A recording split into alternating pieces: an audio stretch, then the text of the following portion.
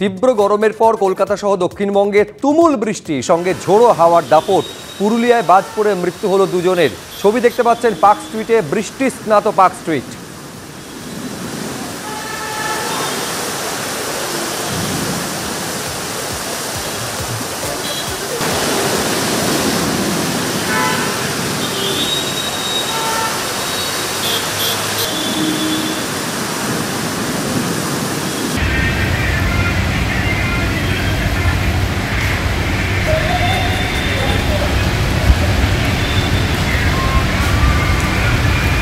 Park স্ট্রিটের পর সল্টলেকের ছবি দেখতে পাচ্ছেন। শহর কলকাতা জুড়ে আজকে প্রবল বৃষ্টি, মুষলধারায় বৃষ্টি, এবং তাতে শহরে বিভিন্ন অংশ কার্যত ভিজল।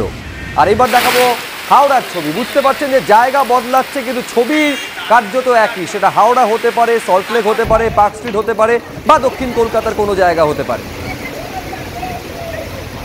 রেকর্ড তৈরি করেছিল তীব্র তাপদাহ এবং রীতিমতন তাপপ্রবাহ, দীর্ঘকালীন রেকর্ড তৈরি করেছিল, এবং সেই রেকর্ড থেকে পরিত্রাণের জন্য চাতকের মতন তাকিয়েছিল বঙ্গবাসী যে কবে আসবে স্বস্তির বৃষ্টি। অবশেষে একেবারে যেমনটা পূর্বাভাস ছিল আবহাওয়া দপ্তরের, সেই পূর্বাভাস মতোই আজকে সন্ধ্যের পর থেকে বৃষ্টি নামে, মুষলধারায় বৃষ্টি। রাজ্যের বিভিন্ন জায়গা থেকে সেই ছবি লক্ষ্য করা গিয়েছে। আমি এই মুহূর্তে একবার সরাসরি পার্ক স্ট্রিটে আপনাদের নিয়ে যাব। সুদীপ্ত আচার্য আমাদের প্রতিনিধি রয়েছেন।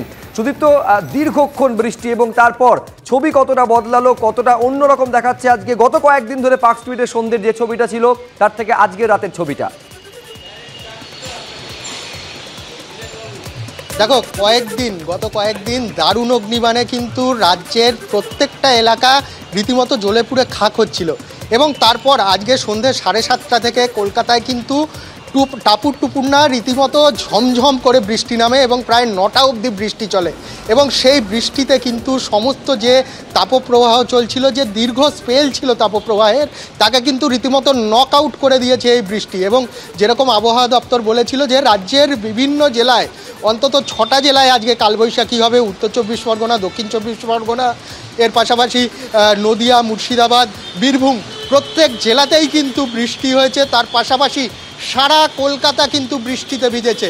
আমি তোমাকে দেখাচ্ছি, বৃষ্টিটা কিন্তু মিনিট কয়েক আগে ধরেছে, এবং যারা পার্ক স্ট্রিটে এই সময় কিন্তু এত মানুষ থাকেন না, যারা কাজের জন্য এসছিলেন, বিভিন্ন অফিসে এসছিলেন, তারা কিন্তু অফিসের মধ্যে ছিলেন এবং বৃষ্টি উপভোগ করছিলেন, এবং এখন তারা বাড়িতে যাচ্ছেন।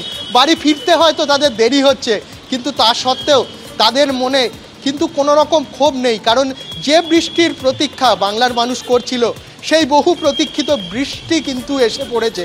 এবং যেটা বলছিলাম, 7:30 থেকে বৃষ্টি শুরু হয়। তুমি জানো যে দীর্ঘদিন যদি বৃষ্টি না হয়, তারপর যখন বৃষ্টি হয় তখন কিন্তু একটা সোদা গন্ধ, মাটির যখন ভেজে তখন একটা সোদা গন্ধ থাকে।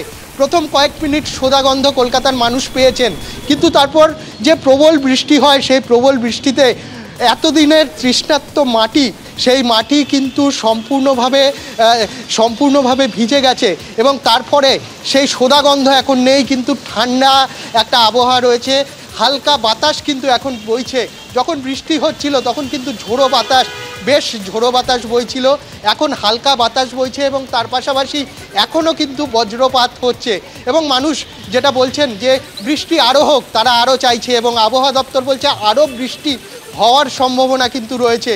এবং তারা যেটা বলছেন, আগামীকাল থেকে শুক্রবার পর্যন্ত দক্ষিণবঙ্গের বিভিন্ন জায়গা জুড়ে কিন্তু বৃষ্টি হবে, এবং তার মধ্যে কলকাতাও কিন্তু ব্যতিক্রম নয়। কলকাতাতেও কিন্তু কালবৈশাখী এবং বৃষ্টি হবে, এবং ঝোড়ো হাওয়া, যেটা আবহাওয়া দপ্তর থেকে বলা হয়েছে যে বঙ্গোপসাগরে 45 থেকে 55 কিলোমিটার পর্যন্ত ঝোড়ো হাওয়া বয়ে যাওয়ার সম্ভাবনা রয়েছে, এবং তাই জন্য সমুদ্রে কিন্তু আগামীকাল পর্যন্ত মাছ ধরতে যাওয়ার নিষেধাজ্ঞা জারি হয়েছে। সুদীপ্ত, একদিকে যেমন স্বস্তি বৃষ্টি, এবং আগামী কয়েক ঘন্টায় এই বৃষ্টি ঝোড়ো হাওয়া চলতে থাকবে। তুমি আমাদের সঙ্গে থাকো।